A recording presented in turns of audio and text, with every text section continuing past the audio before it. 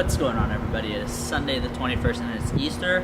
Happy Easter for those who celebrate, and happy Sunday for those who don't. Haven't been as active on here, so I just wanted to come on here and give you guys a little bit of content. I just wanted to talk a little bit about professional development and what I got going on for the future. So if you don't know, if you're new to the video, I'm a strength and conditioning coach, and I have a master's degree in exercise and nutrition science.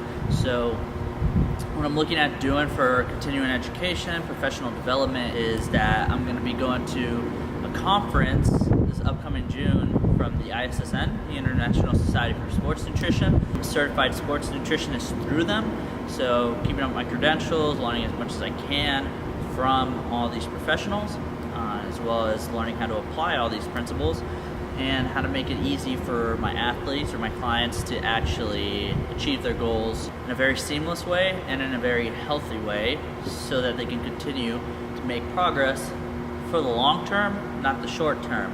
Because that's what I'm all about here. That's what I try to preach to you guys. We're looking at longevity, not short-term success. I'm excited for that conference, and I also have another conference coming up in August. That's the Tactical Strength and Conditioning Conference from the NSCA.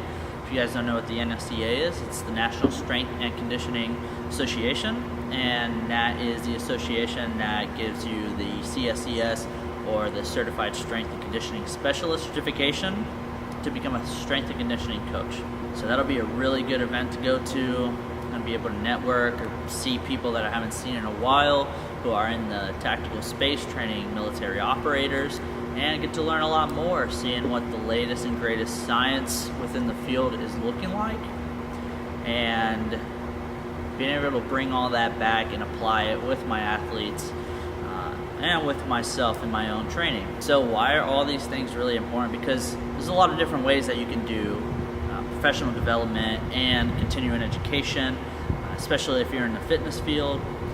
Just because you get a certificate doesn't mean that you stop learning more. You should always be eager and hungry to learn more, develop your skills, and to be able to solve multiple problems, know how to solve multiple problems. So for example, my first certification ever in kind of like the fitness space was in the Air Force. I got a PTL certificate, which is a physical training leader cert. And from there, I went to what they call the fitness specialist course. It's a 2-week course to learn a little bit more about general fitness. I would also educate myself through YouTube videos, which, in retrospect, was partially garbage, because a lot of people don't really know what they're talking about. So when I went to gain more education on this stuff, I was a little conflicted on the information. So now I know better information, and now I'm seeking more information to aid in my learning process. So once I separated active duty, I started grad school. First actual certification that I got through an association or a certifying body was through the NSCA, and it was their CPT. It allows you to train people as a personal trainer in most gyms. The second certificate that I got was the CSCS, which I mentioned is the Certified Strength and Conditioning Specialist. And then from there, I actually finished grad school, and then I started getting certs like the FMS, Functional Movement Screen, and FRC, Functional Range Conditioning. It's a mobility specialist cert.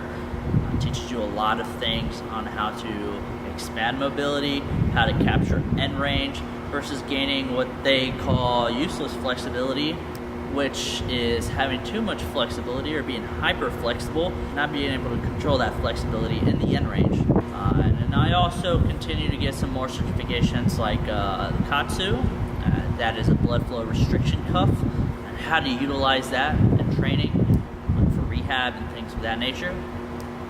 So as I continue, I've got all these different certifications, and I've continued to progress my knowledge in this field. And I've also gone to the Tactical Strength and Conditioning Conference before.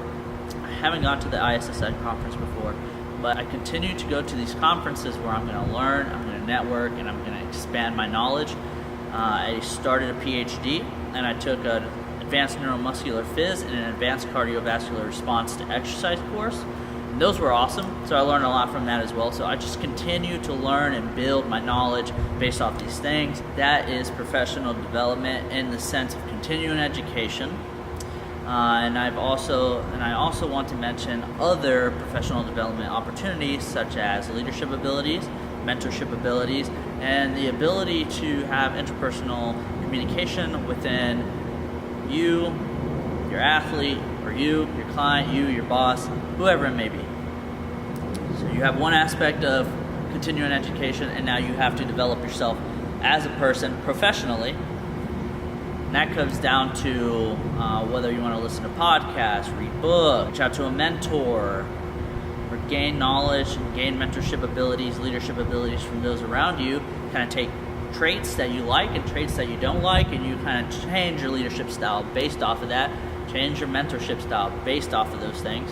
So that's another part of the professional development, developing yourself as the person, as the leader, as the mentor, and developing your knowledge through continuing education. So in this video, I've given you guys a couple tips on how to develop yourself professionally, whether you're a strength coach, personal trainer, yoga instructor, whatever it may be in the fitness space. But so it's up to you to apply these principles, to go out, seek knowledge, to gain more information, to become a better leader, to become a better mentor, to become a better coach, to become a better trainer. All these things start with becoming better. So let's go ahead and be a better person today, not tomorrow. Let's get it. I hope you guys like this video. Please leave a comment down below what you want to see, any questions you have. Give it a thumbs up, subscribe if you like, and catch you guys on the next one. Peace.